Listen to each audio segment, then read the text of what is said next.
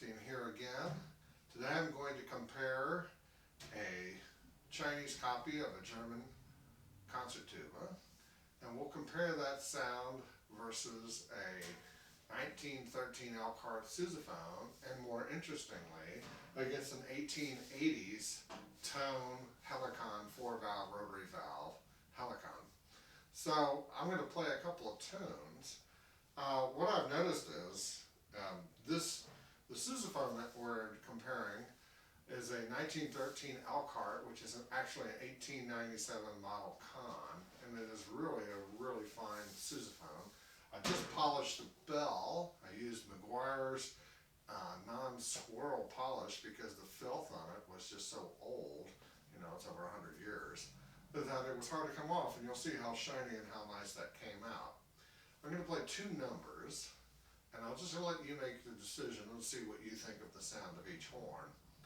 One, I'll do a slow fantasy impromptu theme. I'll try and play as best I can. I haven't warmed up that much. And then after that, I'll do Rule Britannia. Now, both of these are in the key of G, so they're not that great for B-flat instruments, but let's just see what they can do. So, this is the Chinese copy of a Miraphone 191. It's really a fine horn.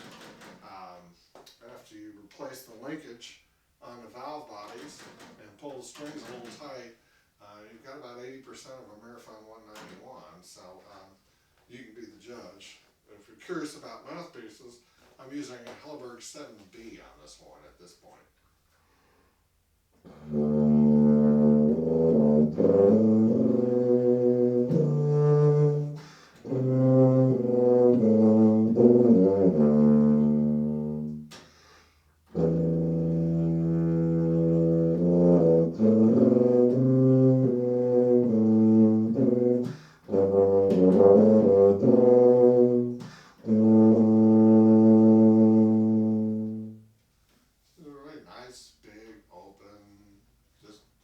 Sound you'd expect from a Miraphone 191.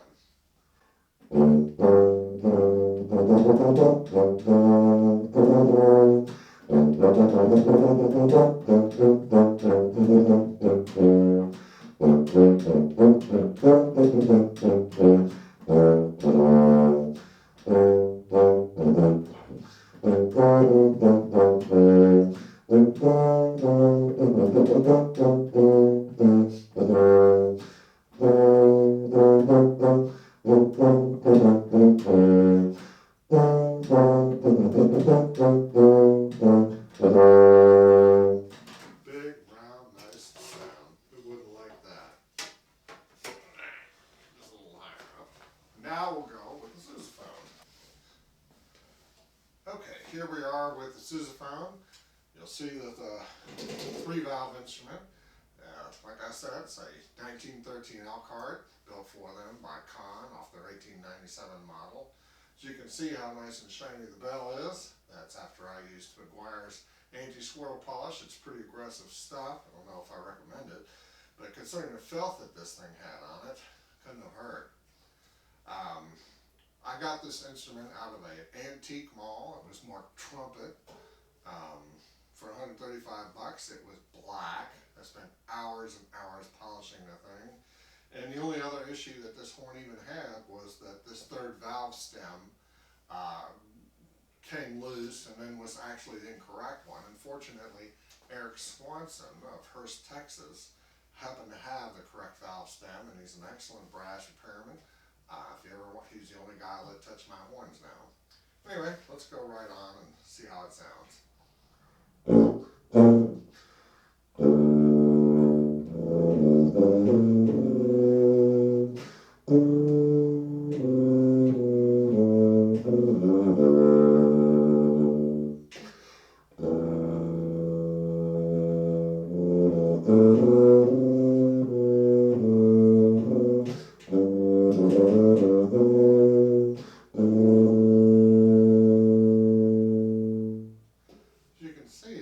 Takes less air to fill up and make a big sound than the 191, something to consider, especially if you're getting older. Of course, you got to hold the thing out.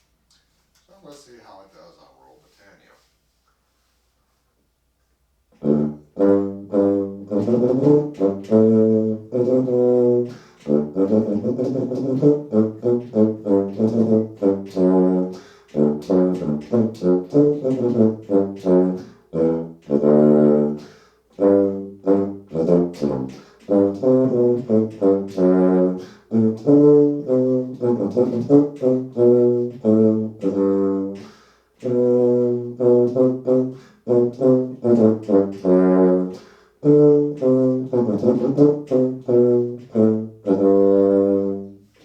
Pretty nice sound using the same mouthpiece as I used in the big Chinese tuba.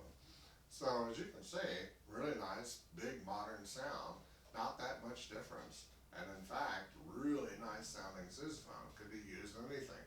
Probably why you see the sousaphone used in such old vintage films like Fantasia, and why the sousaphone was so popular in 1920s dance bands. If you watch my other videos, you can see me playing this instrument in those 1920s dance band called the Singapore Slingers, led by Matt Tolentino. Now, let's see what the old Helicon sounds like. Okay, so here we have the 1880s, my best guess, depending, looking at the design of the instrument and not knowing what the production was from Thoan of Torino, Italy. But anyway, as you can see, it's got some when only good enough will do repairs, such as the second valve spring being supplemented by a couple of nice rubber bands here. It is a 4-valve rotary valve instrument. I think it's really kind of a concert tuba that was just kind of unwound and pointed up. Notice the small bell, not much bigger than a euphonium or a big bass trombone for that matter. Now in this instrument, I'm using a Bach 24AW. It's like an old student mouthpiece beginning tuba. And the main reason I'm using it is because its stem would fit in here. So that left a choice of exactly one mouthpiece that I had that would fit in it. So you'll have to make your comparison. Now I've used this in jazz clubs and other things. And people like the focused sound of it. It's unusual, it's different. So let's see how it compares.